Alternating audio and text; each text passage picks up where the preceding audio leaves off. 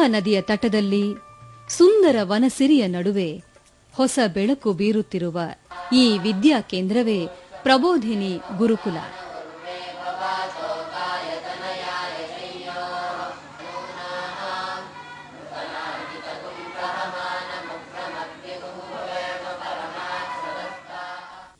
ಮಹೋನ್ನತ ಪ್ರಾಚೀನ ಮೌಲ್ಯಗಳ ಪುನರ್ಜಾಗರಣೆಗಾಗಿ ಇಲ್ಲಿ ನಿತ್ಯವೂ ಶಂಖನಾದ ಧ್ವನಿಸುತ್ತಿದೆ.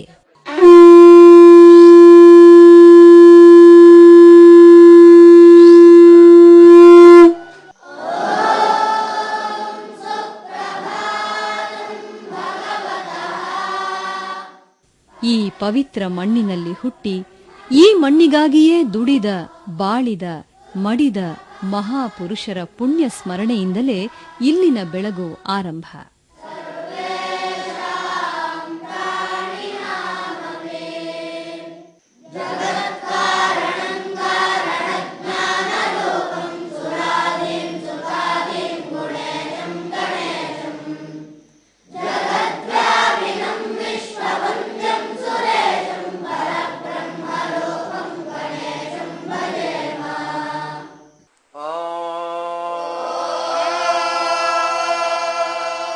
ಆನಂತರ ಶರೀರ ಮನಸ್ಸನ್ನು ಒಂದುಗೂಡಿಸಿ ಸದೃಢತೆಯ ಲೇಪ ಹಚ್ಚುವ ನಿತ್ಯ ಪ್ರಯತ್ನ ಯೋಗ.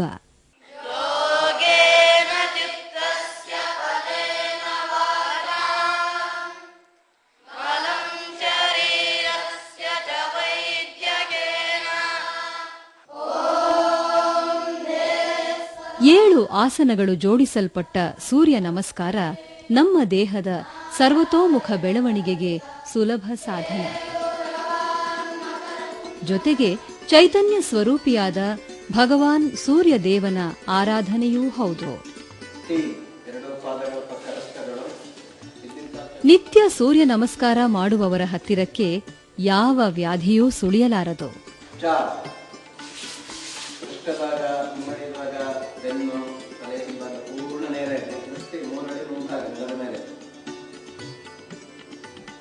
ಎದೆ ಹಣೆ ಮಂಡಿ ಎರಡು ಕೈಯನ್ನು ಪರಸ್ಪರ ಚೆನ್ನಾಗಿ ಸಹಜವಾದ ಉಸಿರಾಟ. ಇಡೀ ಶರೀರವನ್ನು ಫಿಕ್ಸ್ ಮೇಲಕ್ಕೆ. ನಮ್ಮ ಮನೆ ಕೆಲಸ ನಮ್ಮದೇ ಹೊಣೆ. ಕಸ ಗುಡಿಸುವುದು, ನೆಲ ಸಾರಿಸುವುದು, ಯಾವುದಕ್ಕೂ ನಾವು ಸೈ. ಈ ಮನೋಭಾವ ರಕ್ತಗತವಾದರೆ ಮನೆಯೂ ಸ್ವಚ್ಛ, ಮನಸ್ಸೂ ಸ್ವಚ್ಛ.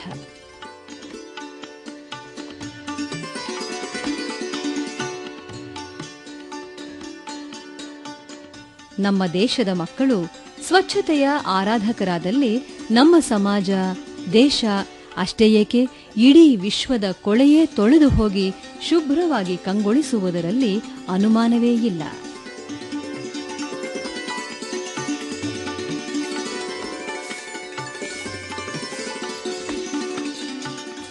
ಗೋಮಾತೆಯ ಸೇವೆ ಹಾಗೂ ಕೃಷಿ ಇಲ್ಲಿನ ಪಂಚಮುಖಿ ಶಿಕ್ಷಣದಲ್ಲಿ ಒಂದು.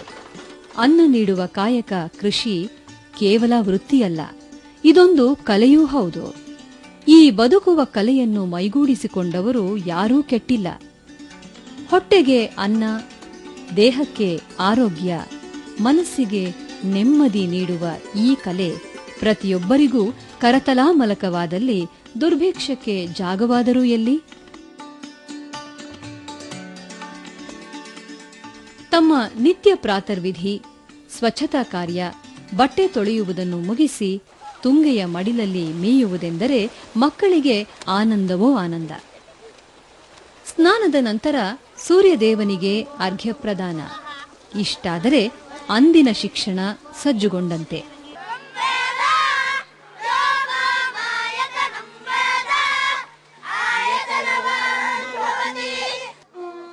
ವೇದ ಘೋಷದ ಜೊತೆ ಜೊತೆಗೆ ಗುರುಕುಲಕ್ಕೆ ಆಗಮಿಸುವ ಮಕ್ಕಳು ವಿಶೇಷವಾಗಿ ಪ್ರತಿಷ್ಠಾಪಿಸಲಾಗಿರುವ 5 ದೇವತೆಗಳ ವಿಗ್ರಹಗಳನ್ನು ಒಳಗೊಂಡ ವಿಶ್ವಂಭರನಿಗೆ ಪಂಚಾಯತನ ಪೂಜೆ ನೆರವೇರಿಸುತ್ತಾರೆ.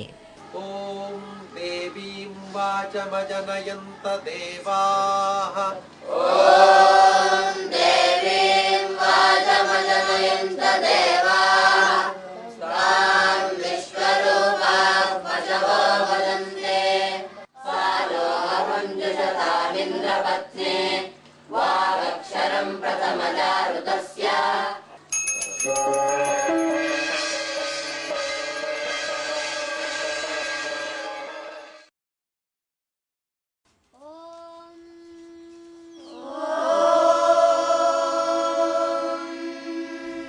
ಪುರಾತನ ಗುರುಕುಲದ ಮಾದರಿಯಲ್ಲಿ ತಂಪಾದ ಮರದ ನೆರಳನ್ನೇ ಜ್ಞಾನಾರ್ಜನೆಗೆ ಆಶ್ರಯಿಸುವ ಮಕ್ಕಳಿಗೆ ಗುರುಮುಖೇನ ವೇದ ಶಾಸ್ತ್ರಗಳ ಬೋಧನೆ.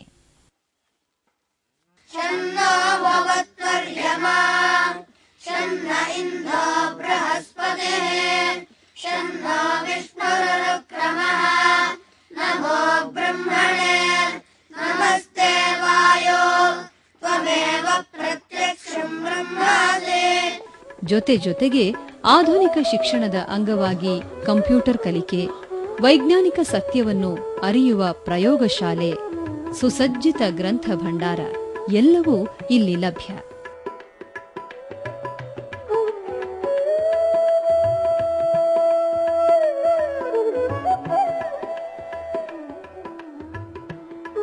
ಶಿಕ್ಷಣದಲ್ಲಿ ಭಾರತೀಯತೆಯನ್ನು ತರತಕ್ಕಂಥ ಒಂದು ಪ್ರಯತ್ನ ನಮ್ಮ ಪ್ರಬೋಧಿನಿ ಗುರುಕುಲ. ಶಿಕ್ಷಣ ಅಂತ ಹೇಳಿದ್ರೆ ಕೇವಲ ಮಾಹಿತಿ ಸಂಗ್ರಹ ಮಾತ್ರ ಅಲ್ಲ, ಅದು ಸಂಪೂರ್ಣ ವ್ಯಕ್ತಿತ್ವ ವಿಕಾಸ.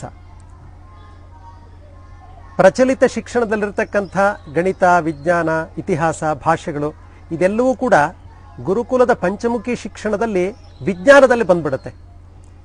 ಇನ್ನು ಪಂಚಮುಖಿ ಶಿಕ್ಷಣದಲ್ಲಿ ವೇದ ಇದೆ. ವೇದ ಅಂತ ಹೇಳಿದ್ರೆ ಕೇವಲ ವೇದವನ್ನ ಕಂಠಪಾಠ ಮಾಡೋದು ಮಾತ್ರ ಅಲ್ಲ, ನಮ್ಮ ವೇದದ ಕಲ್ಪನೆ ಹೀಗಿದೆ: ಚತುರ್ವೇದ ಪುರಾಣಾನಿ ಸರ್ವೋಪನಿಷದಸ್ತಥ ರಾಮಾಯಣಂ ಭಾರತಂಚ ಗೀತಾ ಸದ್ದರ್ಶನಾನಿ ಚ ಜೈನಾಗಮಾಹ ತ್ರಿಪಿಟಕಾಹ ಗುರುಗ್ರಂಥ ಸತಾಂಗಿರಃ ಏಷ ಜ್ಞಾನನಿಧಿ ಶ್ರೇಷ್ಠ. ಇದೆಲ್ಲವನ್ನು ಕೂಡ ನಾವು ವೇದಗಳಲ್ಲಿ ನಾವು ಅಳವಡಿಸ್ಕೊಂಡಿದ್ದೀವಿ. ಇವತ್ತು ಹೊರಗಡೆ ಶಿಕ್ಷಣ ಅಂತ ಹೇಳಿದ್ರೆ ಅದೊಂದು ದುಬಾರಿಯಾದಂಥ ವಸ್ತು. ಭಾರಿ ದೊಡ್ಡ ಪ್ರಮಾಣದಲ್ಲಿ ಫೀಸು, ಡೊನೇಷನ್ ಕೊಡಬೇಕು. ಶಿಶುವಿಹಾರಗಳಿಗೆ ಲಕ್ಷಾಂತರ ರೂಪಾಯಿ ಕೊಡ್ತಕ್ಕಂಥ ಪರಿಸ್ಥಿತಿ ಬಂದಿದೆಯಂತೆ. ಆದರೆ ನಮ್ಮ ಪ್ರಾಚೀನ ಪರಂಪರೆಯಲ್ಲಿ ಶಿಕ್ಷಣ, ಆಹಾರ ಮತ್ತು ಆರೋಗ್ಯ ಅಂದರೆ ಔಷಧಿ, ಇದು ಮೂರನ್ನು ಕೂಡ ಮಾರಾಟ ಮಾಡಬಾರದು ಅಂತ ನಮ್ಮ ಸಂಸ್ಕೃತಿ ಹೇಳುತ್ತೆ. ಅದಕ್ಕೋಸ್ಕರ ಗುರುಕುಲದಲ್ಲಿ ಶಿಕ್ಷಣವನ್ನು ಸಂಪೂರ್ಣವಾಗಿ ನಾವು ಉಚಿತವಾಗಿ ಕೊಡ್ತೀವಿ, ಆಹಾರವನ್ನು ಉಚಿತವಾಗಿ ಕೊಡ್ತೀವಿ, ಪ್ರಾಥಮಿಕ ಚಿಕಿತ್ಸೆಯನ್ನು ಉಚಿತವಾಗಿ ಕೊಡ್ತೀವಿ, ವಸತಿಯನ್ನು ಕೂಡ ನಾವು ಉಚಿತವಾಗಿ ಕೊಡ್ತೀವಿ. ಸಹಭೋಜನ, ಒಟ್ಟಾಗಿ ಊಟ ಮಾಡೋಣ, ಒಟ್ಟಾಗಿ ಬದುಕೋಣ, ಒಟ್ಟಾಗಿ ಕಲಿಯೋಣ ಎಂಬ ಏಕತೆಯ ಸಂಕಲ್ಪಕ್ಕೆ ಇದು ಸುಸಮಯ.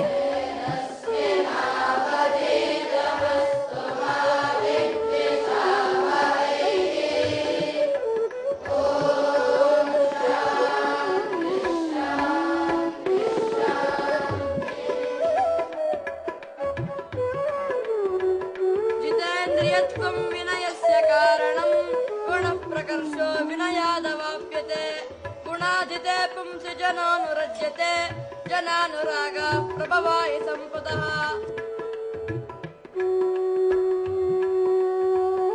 ಕಲಿತ ಕರಕುಶಲ ಕಲೆಯ ಪ್ರದರ್ಶನವೂ ಇಲ್ಲಿ ನಡೆಯುತ್ತದೆ.